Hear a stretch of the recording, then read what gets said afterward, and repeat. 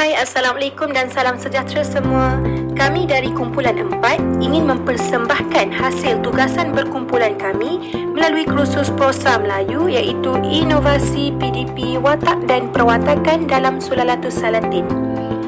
Kumpulan kami terdiri daripada 5 orang ahli iaitu Ayu Amira Sofia binti Cik Amri, Siti Nurhayati binti Yusof, Nur Arisha Atirah binti Akmar, Nurul Izzah binti Cik Zainuddin dan Aimuni Rushda binti Syahroni.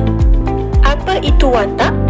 Watak ialah pelaku atau aksi dalam sesebuah cerita. Selalunya, watak-watak ini diciptakan untuk mendukung peranan atau diberi fungsi untuk mendukung idea pokok dan mengembangkan idea berkenaan hingga berjaya mencapai matlamatnya. Pewatakan merupakan satu cara bagaimana pengarang mencipta dan menyusun serta memperlakukan apa sahaja ke atas watak-watak ciptaannya itu. Perwatakan dalam sesebuah cerita itu merupakan penggerak yang melancarkan perjalanan cerita di dalam cerita tersebut. Sekarang, kita akan membincangkan lebih mendalam lagi tentang watak dan pewatakan yang terpilih dalam Sulalatus Salatin. Pewatakan Sultan Muzaffar Shah.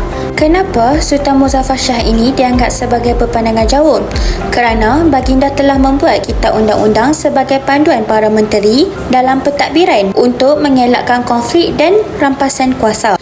Baginda juga sangat bijaksana kerana telah melantik Tun Perak sebagai Bendahara Melaka ketika menghadapi serangan Siam kerana kebijaksanaan Tun Perak yang bijak berkata-kata dan merancang strategi peperangan untuk menentang Siam. Selain itu, baginda juga sanggup berkorban, sanggup menceraikan permaisurinya iaitu Tun Kudu, kemudian dikahwinkan dengan Seri Naradiraja bagi menamatkan perbalahan antara Seri Naradiraja dan Tun Perak bagi mengekalkan keamanan Melaka. Seterusnya, baginda merupakan seorang yang tegas. Ini terbuktilah baginda enggan menghantar surat sembah kepada Siam. Akhir sekali ialah seorang yang bertanggungjawab. Baginda akan memastikan hal Ewan Negeri berada dalam keadaan aman. Baginda telah selesaikan perbalahan di antara Tun Perak dengan menceraikan permaisurinya bagi memastikan keamanan Melaka. Pewatakan Sultan Mansur Shah. Baginda seorang yang berpandangan jauh. Baginda telah menjalinkan hubungan diplomatik dengan Majapahit dan China untuk mengukuhkan kedudukan dan kedaulatan negara. Seterusnya, baginda merupakan seorang yang adil. Baginda menghukum puteranya Raja Muhammad yang telah membunuh Tun Besar anak Bendahara Paduka Raja. Baginda menghantar Raja Muhammad ke Pahang untuk dijadikan raja di Pahang. Seterusnya ialah bersikap terbuka, iaitu menerima pandangan Tun Perak yang enggan merajakan Raja Muhammad di Melaka setelah Raja Muhammad membunuh Tun Besar. Seterusnya ialah seorang yang merendah diri. Baginda sangat menghormati golongan ulama. Baginda menganjung tinggi Maulana Abu Bakar yang datang dari Mekah yang membawa kitab Darul Mazlum dengan melantiknya menjadi guru agama di istana. Akhir sekali ialah seorang yang bijaksana. Baginda telah menghantar Tun Telanai dan Menteri Jana Putra ke Siam untuk memulihkan hubungan Melaka yang renggang dengan Siam. Perwatakan Sultan Alauddin Riayat Shah yang pertama ialah berani. Sultan Alauddin Riayat Shah berani untuk keluar menyamar sebagai pencuri pada waktu malam dengan hanya bertemankan Hang Isap untuk menangani kegiatan mencuri di Melaka yang semakin berleluasa. Yang kedua ialah tegas. Sultan Alauddin Riayat Shah tegas menegur Temenggung Seri Maharaja yang tidak berkawal pada waktu malam sehingga kes kecurian semakin berleluasa di Melaka. Akhirnya, Tun Mutahir mengetat kegawalan pada waktu malam. Yang ketiga ialah adil. Sultan Alauddin Riayat Shah adil mengenakan hukuman potong tangan kepada orang yang tidak memulangkan harta yang ditemui kepada pemilik asalnya.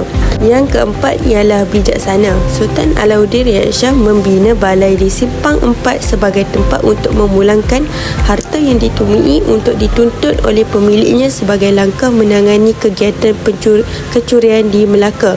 Akhir sekali, amanah dalam menunaikan wasiat ayahnya Sultan Mansur Shah yang memintanya agar berlaku adil dan tidak mengambil harta orang lain.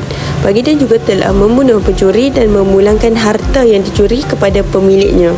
Perwatakan Sultan Mahmud Shah. Yang pertama, Sultan Mahmud Shah menunjukkan sifat berani. Dia berjuang menentang Feringgi yang menyerang Melaka. Baginda telah mengetuai angkatan perang Melaka untuk melawan Feringgi. Yang kedua ialah menepati janji. Sultan Mahmud Shah melantik Raja Ahmad, puteranya dengan Tun Fatimah sebagai pewaris tahta Melaka setelah berjanji dengan Tun Fatimah. Mereka akan melantik putera mereka sebagai pewaris tahta jika tidak menggugurkan kandungannya. Yang ketiga ialah mementingkan pendidikan ilmu agama. Dia menyuruh puteri baginda iaitu Raja Ahmad belajar mengaji dengan Maulana Sadar Jahan. Yang keempat ialah merendah diri. Dia membawa sendiri kitab maklumat dan menggelarkan diri Fakir Mahmud ke Raja Maulana Yusuf kerana ingin belajar kitab tersebut. Akhir sekali, Sultan Mahmud Shah seorang yang berpandangan jauh. Dia menyuruh Paduka Tuan untuk menyerang Manjung dan Kelantan untuk meluaskan kawasan jajahan takluk Melaka. Perwatakan Tun Perak yang pertama ialah setia.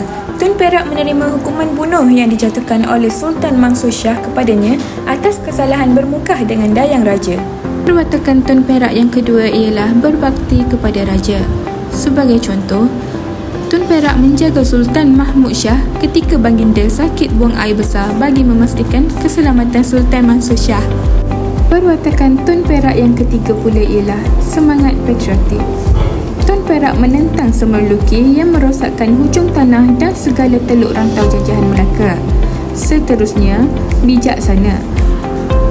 Tun Perak membunuh orang Jawa yang mengamuk di Melaka dengan menggunakan tipu musihat, iaitu dengan menjatuhkan kerisnya yang kemudian diambil oleh orang Jawa itu. Hang Tuah kemudian mengambil golok milik orang Jawa lalu menikamnya sehingga mati.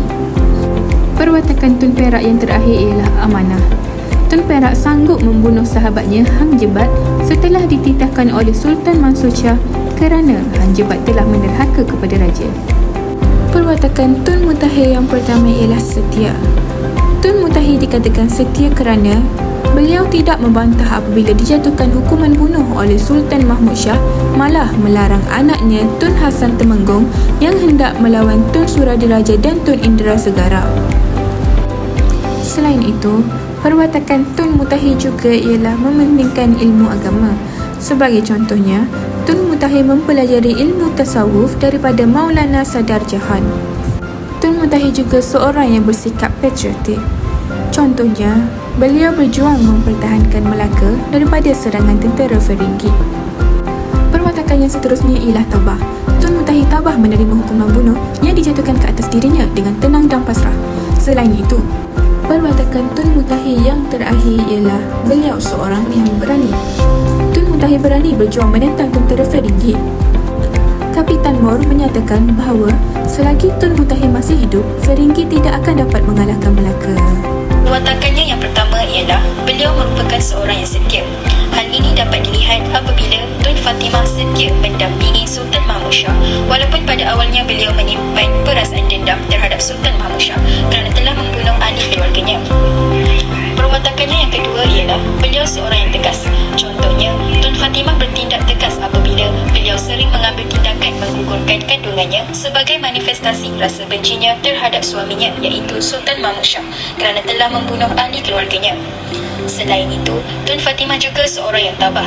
Hal ini dapat dibuktikan apabila beliau tabah menghadapi peristiwa yang berlaku di mana ahli keluarganya telah dibunuh oleh Sultan Mahmud Shah. Perwatakan Tun Fatimah yang seterusnya ialah beliau merupakan seorang yang bijaksana. Contohnya, beliau bertindak menggugurkan kandungannya setiap kali dia hamil kerana beliau tahu bahawa puteranya tidak akan menjadi raja memandangkan Raja Ahmad yang akan ditabalkan sebagai raja. Oleh sebab tindakannya itu, Sultan Mahmud Shah telah berjanji akan menabalkan anak yang dilahirkan oleh Tun Fatimah sebagai raja sekiranya anaknya itu adalah lelaki. Akhir sekali, Tun Fatimah seorang yang tidak mementingkan harta. Hal ini dapat dilihat apabila Tun Fatimah tetap berduka ke atas tragedi yang menimpa keluarganya walaupun sudah menjadi permaisuri Sultan Mahmud Shah. Sebagai kesimpulannya, dapat kita simpulkan bahawa watak merupakan teras dalam sesebuah cerita.